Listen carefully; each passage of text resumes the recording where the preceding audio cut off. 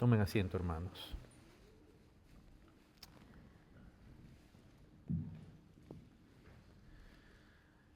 Esta mañana todos los cantos, si prestaron atención, han estado centrados en la gloriosa persona de Cristo. Este último que cantábamos nos dice que Él nos sostendrá, pero hemos cantado de su obra en la cruz cuando cantamos el poder de la cruz, como Él toma mi lugar y se hace maldición por mí y por ti, y sufre y recibe castigo en la cruz. Hemos cantado que Él es nuestra esperanza, nuestra vida y esperanza. Hermanos, en Él el Padre puso todo. Y aquí en Efesios capítulo 1 se nos recuerda eso. Dice así desde el versículo 1, Pablo, apóstol de Jesucristo, por la voluntad de Dios, a los santos y fieles en Cristo Jesús que están en Éfeso. Gracia y paz a vosotros, de Dios nuestro Padre y del Señor Jesucristo. Bendito sea el Dios y Padre de nuestro Señor Jesucristo, que nos bendijo con toda bendición espiritual en los lugares celestiales en Cristo. Según nos escogió en Él antes de la fundación del mundo, para que fuésemos santos y sin mancha delante de Él.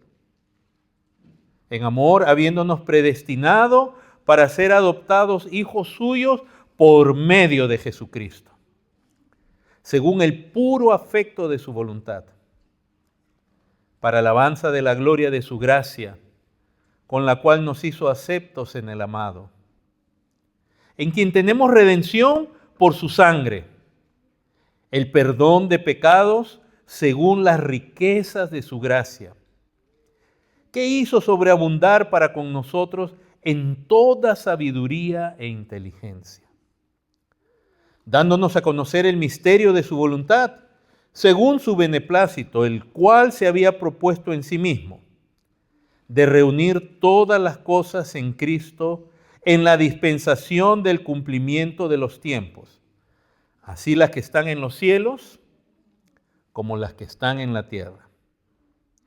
En Él, en Cristo, asimismo tuvimos herencia, habiendo sido predestinados conforme al propósito del que hace todas las cosas según el designio de su voluntad, a fin de que seamos para alabanza de su gloria, nosotros los que primeramente esperábamos en Cristo.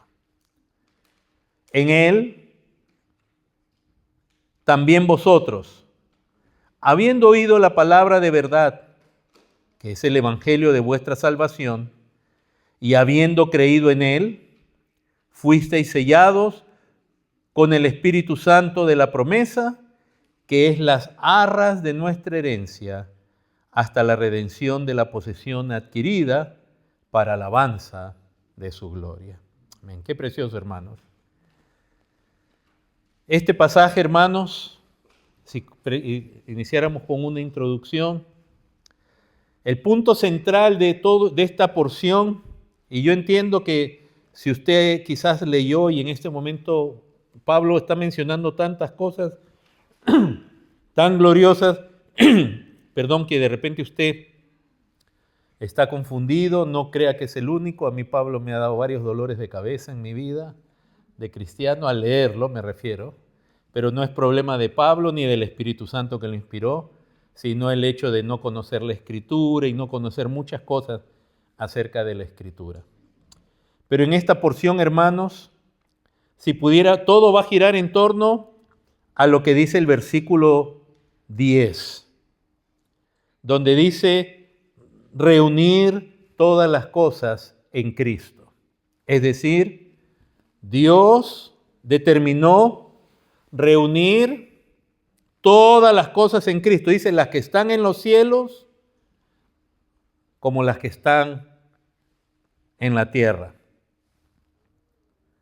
O sea, lo que estamos viendo que está aconteciendo en el universo, en la creación, es el plan de Dios. No es que el universo está fuera de control y nadie tiene control del universo, ni los gobiernos, los presidentes, las leyes, la inmoralidad. No es que, no, todo, el plan de Dios se está ejecutando.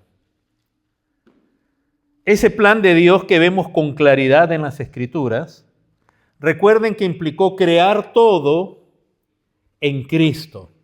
La creación original, cuando decimos la creación original, nos referimos a la creación de Dios, cuando Dios creó todo el universo. Esa creación fue hecha en Cristo.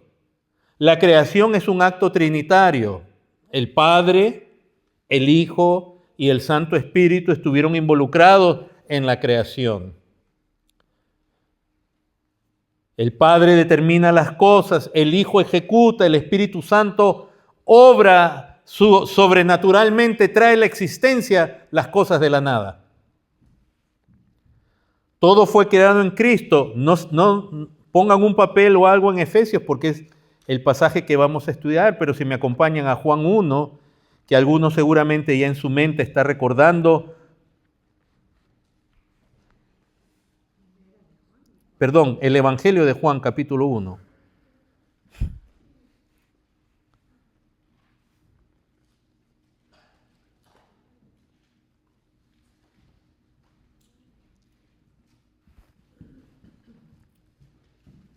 Verso 3 dice todas las cosas. Cuando dice todas las cosas, es todo.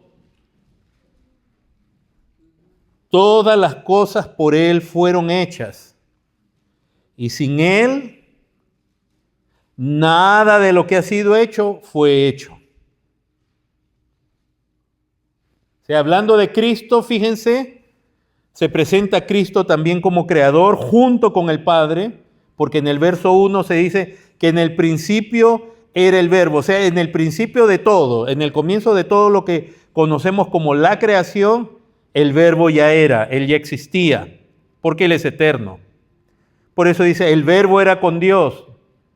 La Trinidad no es algo que comienza con la creación. La Trinidad es el ser ontológico de Dios. Él es un Dios trino, un Dios, una sola esencia y tres subsistencias, el Padre, el Hijo y el Espíritu Santo. Una sola sustancia. El verbo era con Dios y el verbo era Dios. Y en el verso 14 ustedes saben que se refiere al verbo. Cuando se habla del verbo se refiere a Cristo porque ese verbo fue hecho carne. El Padre no se hizo carne, el Espíritu Santo no se hizo carne o no se hizo humano, fue el verbo. Y dice que este era en el principio con Dios. O sea, cuando lo crearon todo, el Padre y el Hijo y también el Espíritu Santo, como se menciona en otros pasajes, tanto en Proverbios como en los Salmos, el Espíritu Santo estaba también presente creándolo todo. Todo fue creado en Cristo. Dios Padre, junto con el Hijo, junto con el Espíritu Santo, determinó que todo el universo esté en Cristo. Pero el pecado entra a la creación. Primero entra en los cielos. Y aquel en cual se origina el pecado, Satanás, que arrastra gran cantidad de seres espirituales con él en su locura, en su rebelión contra Cristo, en su menosprecio hacia Cristo. Porque recuerden, hermanos, que el pecado de Satanás, así como el pecado del hombre, no comienza con una rebelión así nomás. O sea, no es que se rebeló de la nada. Para tú rebelarte contra alguien, primero tienes que menospreciarlo, tienes que considerarlo indigno. Indigno de tu sometimiento, indigno de esa posición. La maldad de Satanás es increíblemente grande y es la misma maldad que transmitió a los hombres, a Adán y a Eva. Porque él hizo que Eva menosprecie a Dios y tomara acciones por su propia cuenta, que no le creyera a Dios, que pensara que él era mentiroso, que él no era un buen padre, un buen protector, que no quería el mejor bien para ella, que ella tenía que hacer lo mejor para ella misma. Entonces Dios no solamente creó todas las cosas, sino que cuando entra el pecado, preste atención, Dios ya tenía determinado restaurar todo también. O sea, no es que el pecado lo agarró por sorpresa a Dios y dijo, ¡uy! ¿Qué pasó aquí? Como a nosotros nos pasa, que de pronto hacemos algo bonito y de pronto se mete una alimaña y lo malogra todo. ¿Y qué pasó? Nos agarró por sorpresa. El pecado no tomó por sorpresa a Dios. La Biblia dice que todo fue creado en Cristo y todo va a ser restaurado en Cristo. Si me acompañan a Hechos capítulo 3. Cristo es la condición de Dios para la creación. No hay creación fuera de Cristo y la creación que va a ser restaurada es restaurada en Cristo. En Hechos capítulo 3, Pedro y Juan, en el evento de la sanidad de ese hombre que era cojo de nacimiento, predicándole a los judíos ahí en el templo, dice en el verso 19, así que arrepentíos y convertíos, para que sean borrados vuestros pecados, para que vengan de la presencia del Señor tiempos de refrigerio, y Él envía a Jesucristo. ¿Cómo que envía a Jesucristo? Cristo ya había estado con ellos, pero Él murió y resucitó, y viene por segunda vez. Y Él envía a Jesucristo, que fue antes anunciado, a quien de cierto es necesario que el cielo reciba hasta los tiempos de la restauración de todas las cosas. Él creó todas las cosas, sin Él nada de lo que fue creado fue hecho, pero viene el tiempo de la restauración de todas las cosas que fue dañada por este acto tan abominable llamado pecado, que tanto ángeles caídos como todos los hombres han cometido. Entonces viene el tiempo en que Dios va a restaurar todo en Cristo. Todo. Ahorita vemos todavía caos, desorden, porque eso es lo que trae el pecado. El pecado trae anarquía, trae rebelión, trae desorden, desarmonía, dolor, quebranto. Por eso vivimos en un mundo así caído. Y lamentamos cuando aún a veces los mismos creyentes creen que este mundo tiene que ser un mundo de perfección para ellos. No, aún siendo creyentes vivimos en un mundo afectado por el pecado, donde hay maldad, injusticia, egoísmo, donde hay sufrimiento, donde hay dolor. Pero ese no es el estado óptimo para Dios. Y en la mente de Dios, de este Dios eterno que lo sabe todo, que es el Dios que no tiene límites en su conocimiento, ni en su amor, ni en su bondad, ni en su sabiduría, ni en su poder, cuando Él creó todo el universo, todas las constelaciones, las galaxias, todo lo que vemos, y a los seres que habitan en los cielos y en la tierra, Él determinó qué iba a pasar. Dios no hace las cosas y se va a una nube y, que pase lo que pase y ya después vengo y yo lo soluciono. Todo lo que existe, existe porque Dios lo creó. ¿Cómo sabes que cómo sabes que tú existes? ¿Cómo sabes que Dios creó esto o lo otro? Porque existe. Si no, no existiera. Nada se crea a sí mismo. Nada se crea a sí mismo de la nada. Todas las teorías de la evolución no son más que eso, una manera de engañar, de distraer al ser humano, dándoles a entender que todo se creó de la nada por sí mismo. No existe tal cosa, porque de la nada nada puede salir. Dios creó todo. Pero y el pecado en el universo tuvo un comienzo. El pecado no es externo. Es una gran mentira y es un error cuando los cristianos creen que el bien tiene que coexistir con el mal. Esa idea de los orientales del yin yang, que tienen la mitad de un círculo blanco, la mitad de un círculo negro, que en las artes marciales se presenta mucho, como que el bien tiene que coexistir con el mal. Eso no es así. Un día el mal será erradicado de la creación. Y por lo tanto, el mal no es algo etéreo que existe porque sí, el mal se origina en criaturas, en hombres y en ángeles caídos. Y Dios va a limpiar su creación, créanlo. Él lo anuncia claramente.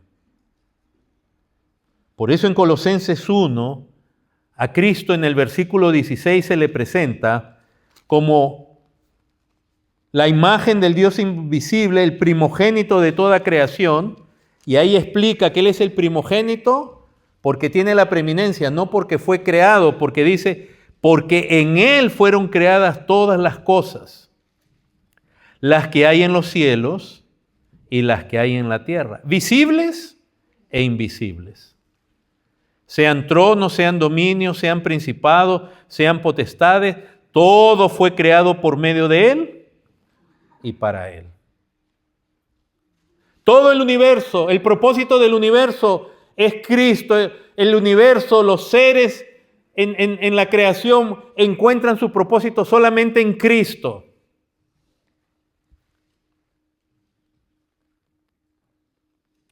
Y si tú dices que eres creyente y no encuentras tu vida en Cristo, propósito, destino, vida en Cristo, el cristianismo que pronuncias es solamente una religión más. El Padre puso todo en Cristo y en Él fueron creadas todas las cosas. Malas noticias para los testigos de Jehová. Malas noticias para todos aquellos que afirman que Cristo es una criatura. Porque ¿cómo puede existir todas las cosas en una criatura? Es absurdo. Aun si Él fuera Miguel o el arcángel que tú quieras, o tú nombres un querubín, lo nombres lo que quieras a Cristo, ¿cómo va a existir todo en Cristo? Si una criatura es limitada. No existe criatura que sea del tamaño de la creación. Ninguna criatura. ¿Cómo le puedes dar a una criatura que es finita, limitada, por muy santa, muy sabia que sea? ¿Cómo le puedes encargar toda una creación a una criatura? No tiene sentido. No tiene la capacidad de una criatura. Cristo es Dios. Y Cristo no solamente es el inicio de la creación original, como se dice ahí, verso 16 dice las cosas visibles e invisibles, sean tronos, sean dominios, sean principados, sean potestades, todo fue creado por medio de Él y para Él. Es el propósito del Padre. Y Él es antes de todas las cosas y todas las cosas en Él subsisten. O sea que Satanás, los pecadores, todos están tomando prestado. Por eso una de las sentencias de Dios para Satanás es dejarás de ser. Porque tú crees que eres algo. Tú eres nada sin Cristo. Todos los seres pecadores están robando, están usurpando aún en su ser, aún su existencia. Están tomando ilegítimamente de Dios. Déjame recordarte que aún tu respirar, en este momento, esta vida que tú tienes, viene de Dios. Se la debes a Cristo.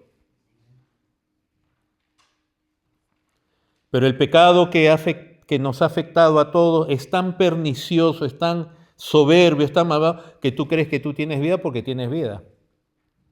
y no ves la relación aún en tu existencia con Cristo mismo. Hasta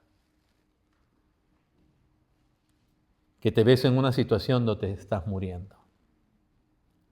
Hasta que te detectan una enfermedad incurable. Hasta que de pronto te encuentras en un accidente, en una situación donde dices, Dios, ayúdame. Pero has vivido toda una vida sin estar consciente que aún tu respirar, cada aliento de tu boca, viene de Dios. Por eso la Escritura dice, todo lo que respira, alabe a Jehová. Entonces, hermanos, el pecado no lo tomó por sorpresa a Dios. Cristo es la razón de la creación original antes del pecado, pero también es la causa de la nueva creación, que es lo que Dios ha diseñado hacer. Dios decretó la creación original y Dios decretó también la existencia del pecado. No, Dios no es el autor del pecado. Dios no originó el pecado. Pero en su decreto, Dios decretó que de sus criaturas, del propio corazón, de su propia esencia, se produjera este mal. Si Dios no hubiera decretado que el pecado existiera, no existiría. Dios no lo hizo a Satanás malo. La Escritura es muy clara en Génesis 1, que vio Dios todo lo que había hecho y vio Dios que todo era bueno.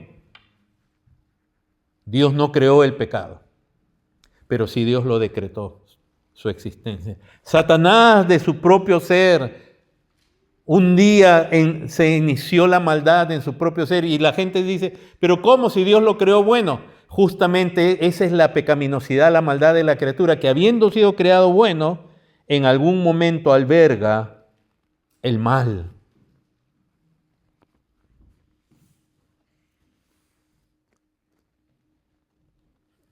Y yo sé que a ti mismo te cuesta y a mí también, en distinto grado cada uno, pero a algunos más les cuesta entender qué es ser pecador. Porque ese es el problema de ser pecador, creer que uno es buena persona.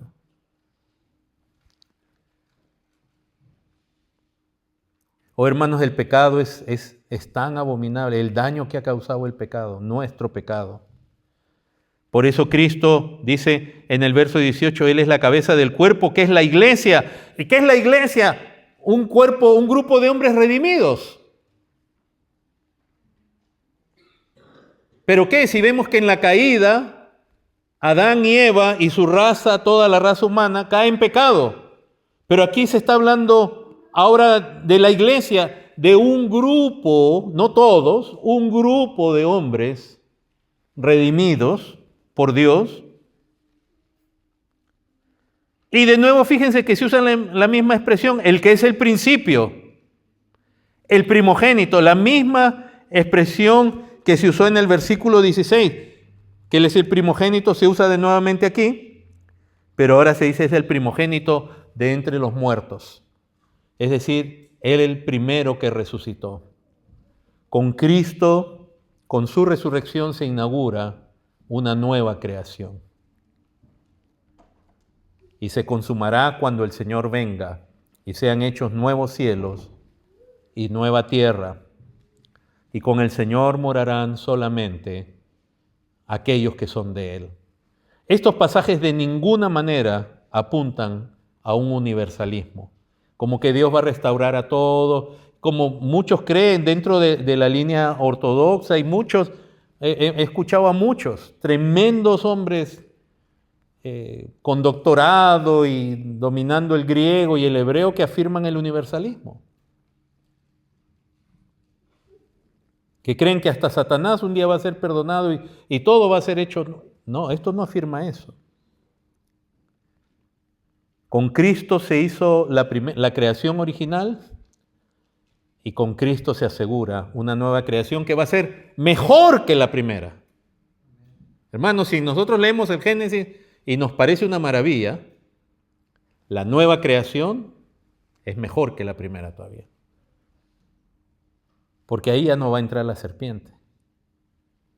Satanás va a estar encerrado. En la primera creación, Satanás estuvo en el huerto. En la segunda creación, En la primera creación el hombre fue hecho santo, justo, fue provisto de todo bienestar, no tenía ningún motivo para desobedecer a Dios y se rebela contra Dios. Le era posible pecar. En la segunda creación, de la cual ya hemos sido hechos partes, un día será removido el pecado de nosotros, al punto que ya no tendremos la posibilidad de pecar. No seremos como Adán en ese aspecto, seremos mejor. Todo eso viene de Dios, de la mente de Dios. Él diseñó eso, por eso si me acompañan a Efesios 1,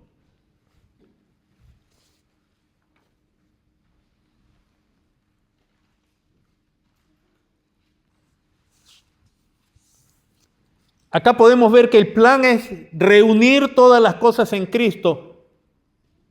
Y Efesios, tanto como Colosenses, recuerdan la semana pasada cuando hablamos de principado, de los lugares celestiales, estamos hablando de una creación espiritual, de potestades, de dominios, de seres en las regiones celestes. Estamos hablando de nosotros aquí en la tierra. Y todo el plan de Dios en Cristo va a poner en orden todo.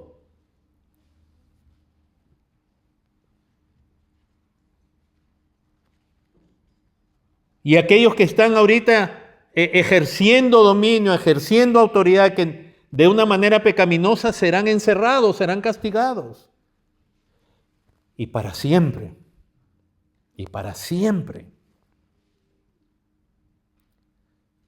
Imagínense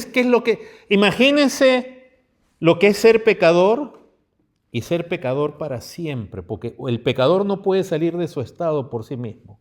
Es ser dejado en su condición para siempre. No, hermanos, el lago de fuego no es un lugar donde estamos los pecadores y bueno, vamos a pecar. No, allí ya no existe la gracia de Dios, que aún el pecador disfruta acá. Aquí el pecador tiene sed y puede beber agua.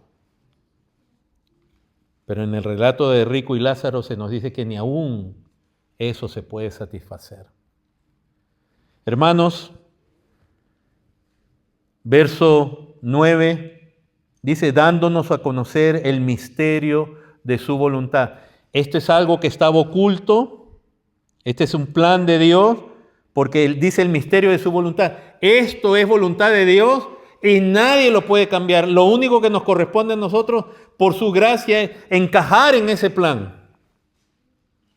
Pero cuando Dios decide algo, Él no le pregunta a nadie, no tiene que preguntarle a nadie. Él es Dios y Él es santo y Él es bueno y Él es justo. ¿Por qué le tendría que preguntar a alguien como yo? ¿Qué le puedo aconsejar a Dios? Así que a propósito, déjame recordarte que tus oraciones a Dios no sean como consejos a Dios.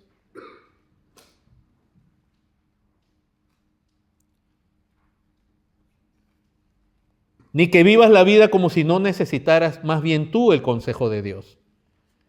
Esta es la voluntad de Dios, hermanos, su plan. Y dice ahí claramente, por ejemplo, en el verso 5 al final dice, porque sí está hablando de la elección, de la predestinación, porque esto es parte del plan de Dios, pero dice que es el puro afecto de su voluntad. En otras palabras, porque Él lo quiso hacer. Hermanos, si Él no lo hubiera querido hacer, esto no ocurría. Es el puro afecto de su voluntad. Y en el verso 11, dice, en Él asimismo tuvimos herencia, habiendo sido predestinados. Ahora, pero yo quiero enfatizar ahorita esta parte. Conforme al propósito del que hace todas las cosas según el designio de su voluntad.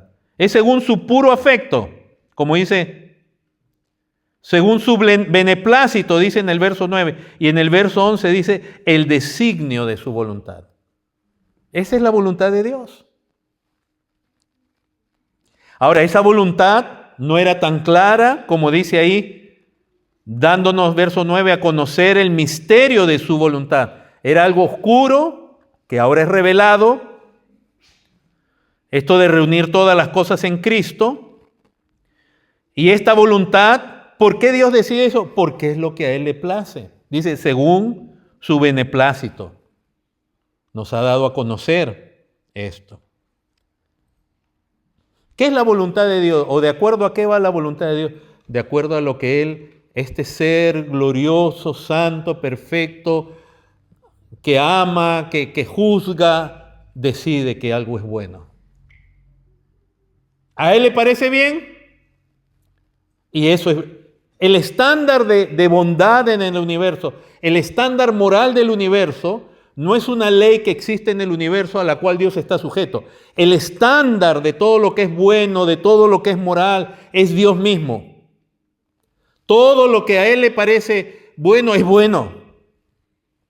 Y no de manera caprichosa como a nosotros, porque nosotros decimos, a mí me parece esto bien y de pronto estamos caprichosamente demandando algo que es pecaminoso. Pero lo queremos. No, Dios, cada cosa de su ser es buena. No hay nada malo. Y Él es el estándar. Entonces, Él da una ley a los hombres que va de acuerdo con quién es Él. Lo que a Él le agrada, lo que a Él le place. La ley, la moral, es a lo que Dios le place, no a lo que los hombres le placen, ni a ti ni a mí.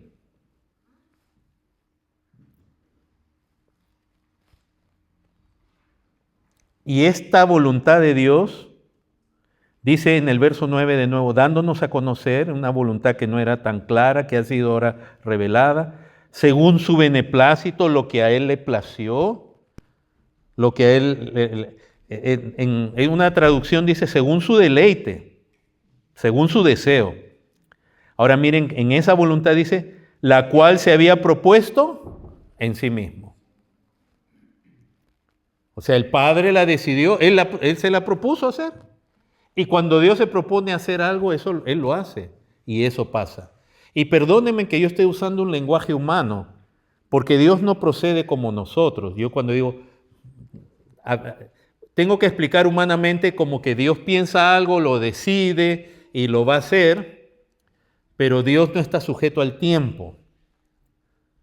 Pero nosotros, para que se pueda entender que todo lo que ocurre es la voluntad de Dios, nada está abandonado al azar, Dios está cumpliendo su plan, y es un plan que Él se propuso en sí mismo. Él no le preguntó a nadie, y es el mejor plan que hay. No piense, ni se le ocurra pensar mal de Dios, que abusivo, que autoritario.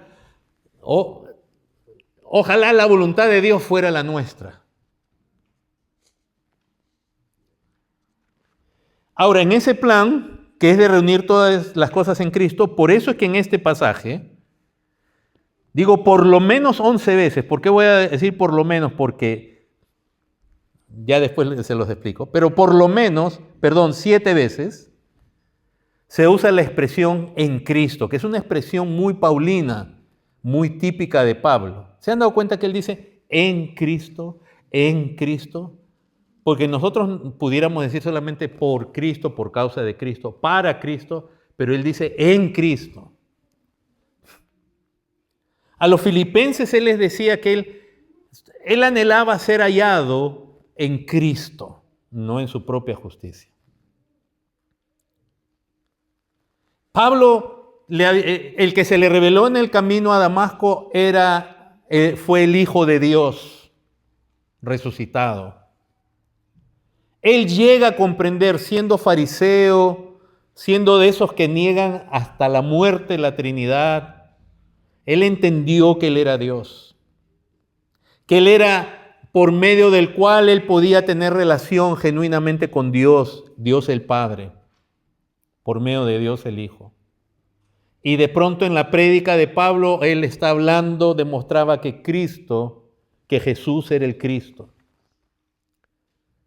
Y su prédica, hermanos, se centra en Cristo. Y no se trata de una competencia de hacer a Cristo mayor que el Padre, sino de que nosotros entendamos cuán importante es la posición de Cristo en el plan creativo y restaurador de Dios. Porque el Espíritu Santo igual no tiene menos gloria que Cristo. Y es parte de este plan, como se menciona en el versículo 13. Pero necesitamos entender eso. Porque si no entendemos eso, hermanos, si no entendemos quién diseñó este plan, que es soberano, que es omnisciente, que se cumple, ¿sí? Pensamos de Dios como alguien que, bueno, se le ha escapado de control las cosas. Miren, en el versículo 3 dice, cuando dice que nos bendijo con toda bendición espiritual, termina diciendo en los lugares celestiales en Cristo. Fuera de Cristo no hay bendición. No hay bendición espiritual. Pero en Cristo, ¿cuánta bendición espiritual hay? Toda bendición espiritual. ¿Se ha puesto a pensar esto? Que Dios en Cristo a nosotros no dice que nos ha bendecido con toda bendición espiritual. Con toda. Ya algo hecho. En el verso 4 dice que nos escogió en Él, en Cristo. En el verso 6 dice, para alabanza de la gloria de su gracia, con la cual nos hizo aceptos, ¿cómo? En Él, amado. En el amado, en Él. El verso 10 dice, de reunir todas las cosas en Cristo. En el verso 11 dice, en Él, asimismo, tuvimos herencia. Es decir, en Él ya tenemos una herencia que vamos a recibir. Ya tenemos. Al final del verso 12 dice, los que primeramente esperábamos en Cristo. Y en el verso 13 dice, en Él también vosotros. Todo es en Cristo. Ojalá ni tú ni yo viéramos nuestra vida fuera de Cristo. Porque esto no se trata de una religiosidad o de una apariencia. Todavía estamos rodeados de imperfección, de debilidad. Nuestra mente, nuestro corazón todavía no ama perfectamente a Cristo. Pero Él ya nos puso en Él. El Padre ya nos puso en Cristo. Y esa palabra en Cristo significa eso, aún en griego, la posición de lugar, de tiempo, en un estado en Cristo. Es ¿dónde estás? También implica una relación de descanso en el sentido que tú estás allí. Simplemente estás en Cristo. Fíjense que cuando comienza, para que se entienda esto, lo que implica en Cristo, en el verso 1, cuando Pablo lo saluda, dice, Pablo, apóstol de Jesucristo por la voluntad de Dios, a los santos y fieles. Ahora miren lo que dice, en Cristo Jesús, que están ¿dónde? Esa palabra en es la misma, tanto para Cristo como para la ciudad de Éfeso.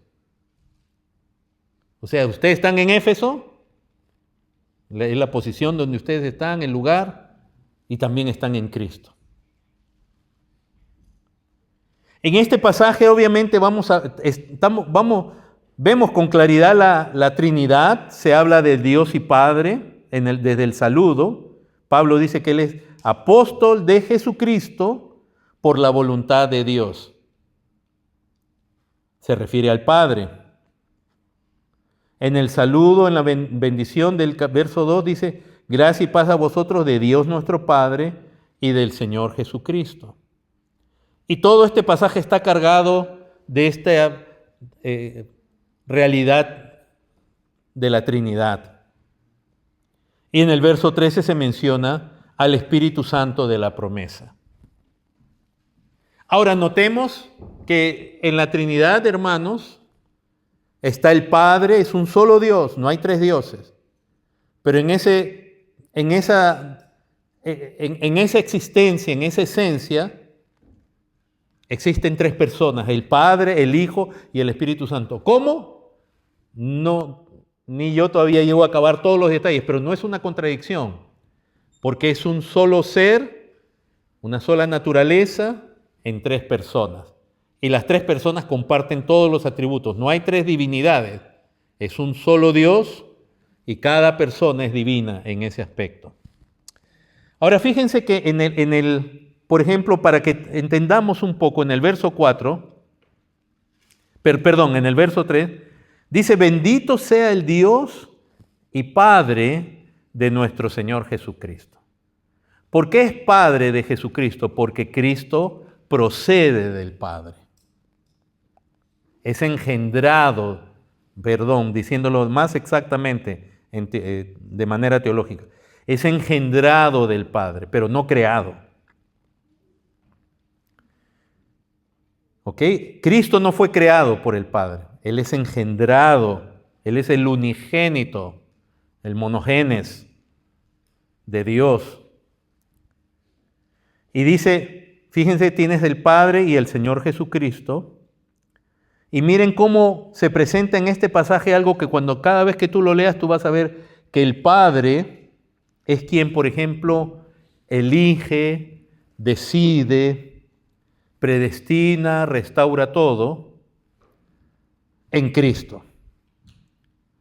En la Trinidad, Cristo es quien va a hacer lo necesario para que lo que el Padre decidió sea real. Cristo es quien va a dar su vida, quien nos redime, como dice en el verso 7, en Él tenemos redención. O sea que Cristo es el que se encarna, el que se hace hombre. Cristo es quien muere como hombre.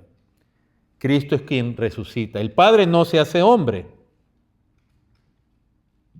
El Espíritu Santo no se hace hombre. Es Cristo el que se hace hombre, el Hijo. ¿Ok? Entonces, esto destruye también la idea de dos grupos que existen hoy día fuertes en grandes sectores del pentecostalismo, que son los unitarios y los unicitarios, y no es exactamente lo mismo, pero básicamente la idea es que Dios es uno, no hay un solo Dios. Entonces la pregunta es, entonces, ¿quién murió en la cruz? ¿El Padre murió en la cruz? Los que dicen que no hay Trinidad y que dicen, los que creen en el modalismo, dicen el Hijo y el Padre es lo mismo, solo que son distintas expresiones. Entonces, cuando Cristo le oraba al Padre, ¿se oraba a sí mismo? Si es la misma persona.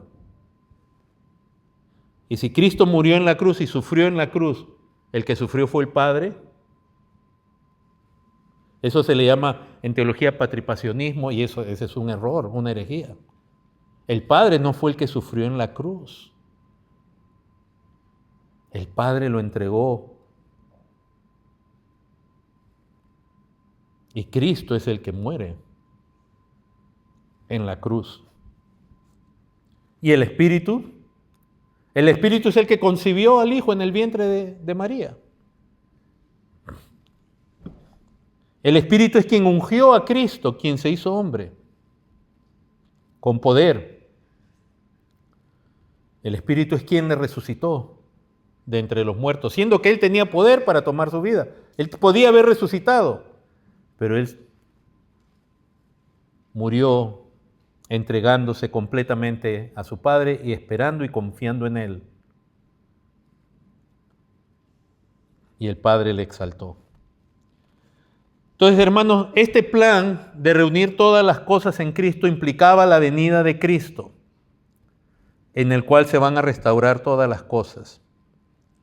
Y es un plan bien administrado, bien ordenado. Usted puede ver en el verso 10 de nuevo, dice de reunir todas las cosas en Cristo.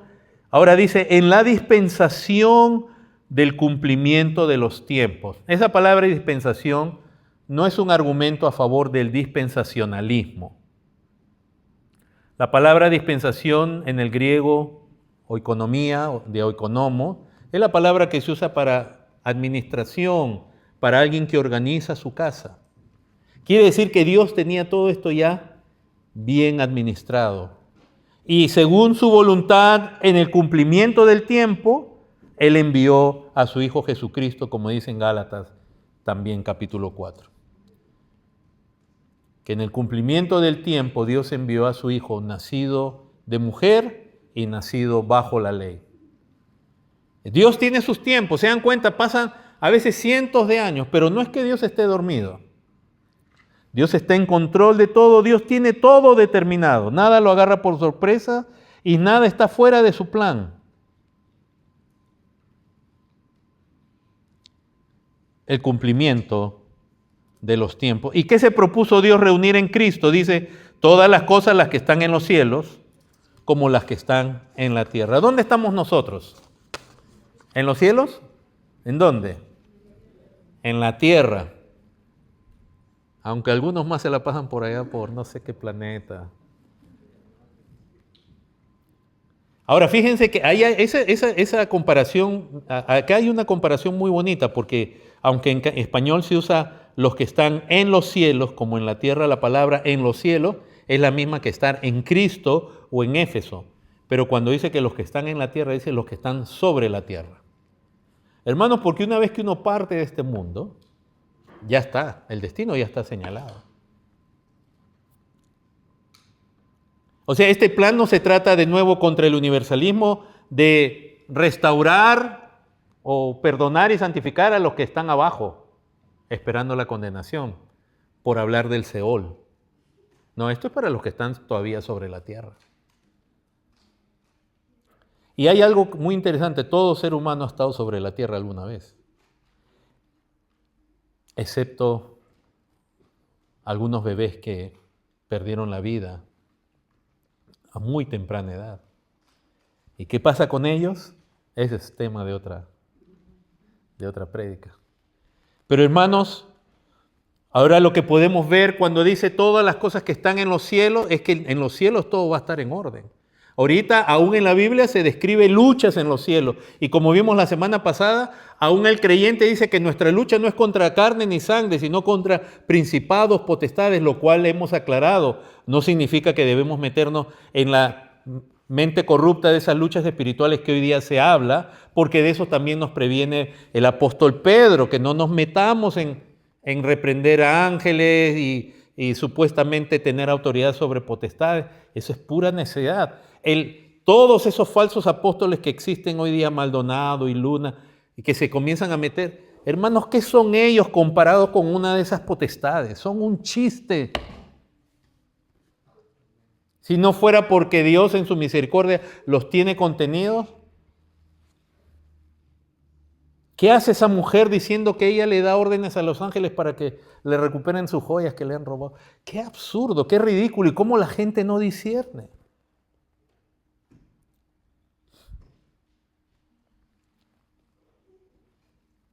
No es para meternos en una lucha, pero sí tu vida en Cristo es un instrumento para mostrar la sabiduría de Dios a los principados, a las potestades, y hay una lucha espiritual que tú no ves y mejor que no estés muy consciente de ella. Como el siervo del profeta que pensaba que iban a ser derrotados y el profeta oró para que le abra los ojos Dios y de pronto él vio algo que normalmente un ser humano no puede ver. Mejor Dios nos ha dado esa limitación porque Él sabe que nuestro corazón pecaminoso caería en idolatría. Si no, ¿de dónde creen que sale todo eso del ángel, la oración del ángel de la guarda? Que no solamente es en el catolicismo, que están mirando a seres muertos, a santos muertos como si fueran ayudadores, sino en el llamado cristianismo evangélico, que no es evangélico realmente, pero está metido ahí como un cáncer, donde andan buscando quién es su ángel de la guarda y caemos en idolatría. Pero de las que están en la tierra quiere decir que Dios también se propuso reunir en Cristo. Un día será hecho nuevos cielos y nueva tierra. Y ahí en Apocalipsis vemos que en esos nuevos cielos, nueva tierra, donde mora la justicia, no moran ya más pecadores, solo los redimidos. ¡Qué privilegio, hermanos! ¡Qué privilegio! Que Dios haya en su voluntad, en su beneplácito, sin merecerlo nosotros, haya decidido hacernos bien y hacernos parte de este gran plan que tiene que ver con reunir todas las cosas en Cristo de manera salvífica, para disfrutar de Él para siempre. Dios nos pudo abandonar. Ninguno merece la salvación. La salvación no es algo que Dios nos debe a nosotros. ¿Y cuáles fueron entonces los motivos de Dios? para incluirnos o incluir hombres en este plan. ¿Qué dice el verso 5? ¿Cómo comienza? En amor. Cuando se habla de los motivos de Dios, se habla del amor, por ejemplo. Ahora, acuérdate que cuando se habla del amor de Dios, no creas que Él te ama a ti porque en ti ha visto tantas cosas o en mí maravillosa que Él está enamorado de ti. Ese es un error terrible que se enseña hoy en día en muchas mega iglesias. Y atraen a la gente, pues, ay, Dios me ama. Dios no está enamorado de ti. ¿Cómo va a estar Dios enamorado de un pecador, de un mentiroso, de alguien egocéntrico, egoísta, mundano, caprichoso, flojo, que todavía no ama ni sirve a Cristo como debe? Dios no puede estar en... Dios es el único amado en quien tiene complacencia es Cristo. Pero Dios ama porque Él es amor. Él ama no porque encuentra en ti o en mí una perfección que Él lo tiene fascinado. Él ama porque Él en su amor no solamente se deleita en aquel que tiene complacencia, sino que extiende ese amor aún a quien no lo merece. Pues es un motivo esencial en Dios, es que Él ama. Él es un Dios de amor. Y por eso a nosotros nos enseña a amar a nuestros enemigos, lo cual no es natural en nosotros. Cristo, y todos los pasajes de la Escritura nos dicen que Cristo nos amó cuando estábamos en enemistad con Él. Y aún así dio su vida por nosotros. Sí, fíjense que siempre que cuando se presenta el amor de Cristo no se presenta de una manera que, ay, qué lindura, que así te amó Dios. No, estabas muertos en delitos y pecados, eras enemigo de Dios, estabas bajo maldición. En esa condición te amó Cristo. Que de una manera muy simbólica, muy alegórica, pero muy clara, Dios aún a Israel se lo decía en Ezequiel cuando le habla de que fue un bebé abortado, tirado a morir en sus sangres. Y Él pasó y Él la recogió y la cuidó y todo lo que hizo.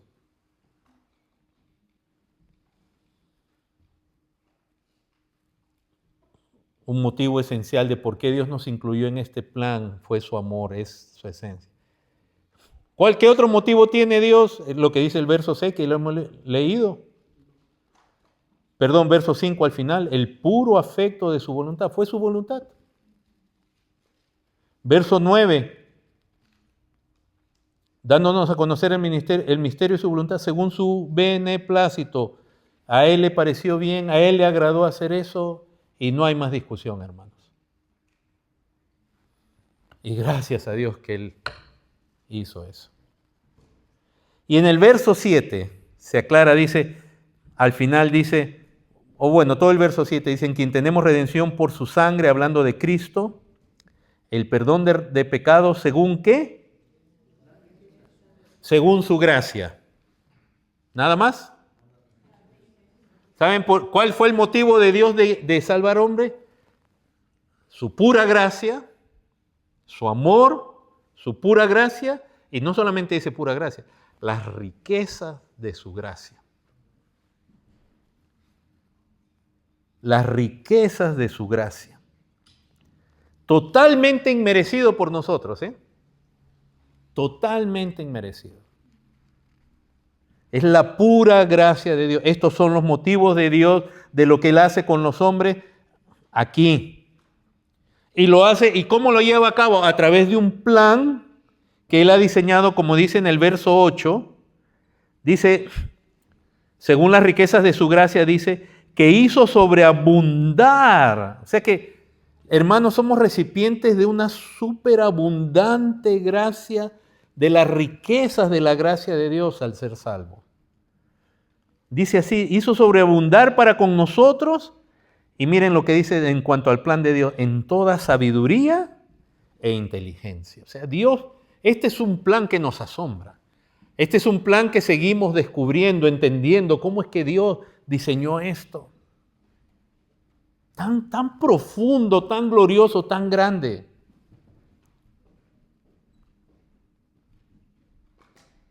una sabiduría que tiene Dios, una inteligencia. Lo mismo Pablo menciona en Romanos 11, oh profundidad de la sabiduría y de la ciencia de Dios. Cuán insondables son tus juicios. Dice, inescrutables tus caminos. O sea, el plan de Dios, porque Él está hablando de los gentiles y de los judíos y cómo Dios ha armado todo. Y Pablo en un momento dice, qué tremendo plan. Cuán insondables que no se puede medir en su profundidad. Porque la sonda era las sogas con nudos que usaban los marinos para medir la profundidad cuando se acercaban a la costa. O sea que es insondable. Inescrutables tus caminos. ¿Quién lo puede entender? Y entonces Pablo ahí lo único que hace es alabar a Dios. Este es un plan, hermanos, lleno de una sabiduría, de una inteligencia, un plan que, como hemos visto en el verso 9, Él se propuso en sí mismo, y en el verso 11 nos muestra que se lo propuso con un propósito, porque el verso 11 dice, en Él así mismo tuvimos herencia, habiendo sido predestinados, dice, conforme al propósito del que hace todas las cosas según el designio de su voluntad. Dios hace todo con un propósito. ¿Cuál es ese propósito? Que dice ahí en el verso 4. Es redimirnos. Perdón, antes de entrar, vamos a ver en cuanto a ese propósito, ¿cómo lo lleva a cabo? Verso 4. Nos escoge la elección. Hermano, si no todos son salvos, si no todos los hombres son salvos, ¿por qué no todos los hombres son salvos? Entonces ahí, con todo respeto para el arminianismo, perdonen cuando ellos hablan de la gracia preveniente que está dada sobre todos los hombres, porque ellos están diciendo que Dios quiere salvar a todos, pero no los puede salvar a todos. Entonces el arminiano va a salir y va a decir, es que el problema es de la iglesia que no evangeliza. Entonces Dios, que es el ser eterno, que no necesita de nada ni de nadie, se hizo dependiente de un grupo de hombres llamado a la iglesia. Y Dios le está diciendo, por favor, ¿quién va a ir a evangelizar? ¿Quién va a ir? No lo voy a poder salvar. Nadie fue, no se salvó, es la culpa de la iglesia. Y eso es muy peligroso porque Dios también es aquel que dice que si el pecador muere en su pecado y tú no le advertiste, ¿quién está en problema ahí? El que no le advirtió. Pero si tú le advertiste al pecador, le dijiste que se arrepintiera de su pecado y no se arrepiente, Dios no considera que es falta tuya. Entonces, perdón con ese arminianismo de que Dios ama a todos por igual y que Dios no hace excepción de personas. Dios no tiene preferidos porque no hay nadie, aparte de Cristo, a quien preferir. Pero este es un plan de Dios. Fíjense que acá en ningún momento se está hablando ni siquiera de tu voluntad, de tu libre albedrío, como si fuera la condición. Hermanos, lo que cada vez que debatimos o vemos los argumentos de arminianos, de ortodoxos, de católicos romanos, casi siempre, fíjense, lo que van a hacer es tomar un pasaje y tratar de hacer una exégesis y de esa exégesis defender su posición. Pero Satanás también es bien astuto a hacer eso, así que uno se puede equivocar. Pero cuando te llegue alguien a una conclusión defendiendo su catolicismo romano, algunos fundamentos de la ortodoxia, a mí me refiero a la iglesia oriental, del arminianismo, de cualquier grupo, no solo te fijes en la exégesis, porque de un pasaje yo te puedo sacar un conejo. Mira lo que dice la Escritura. Y el tema de la elección está en todas las Escrituras. Dios decidió salvar a Adán. Adán se había escondido. Dios decidió salvarlo. Adán lo que merecía en ese momento. Miren la ruina que ha causado Adán. Adán en ese momento merecía que se prendiera ahí un poquito de fuego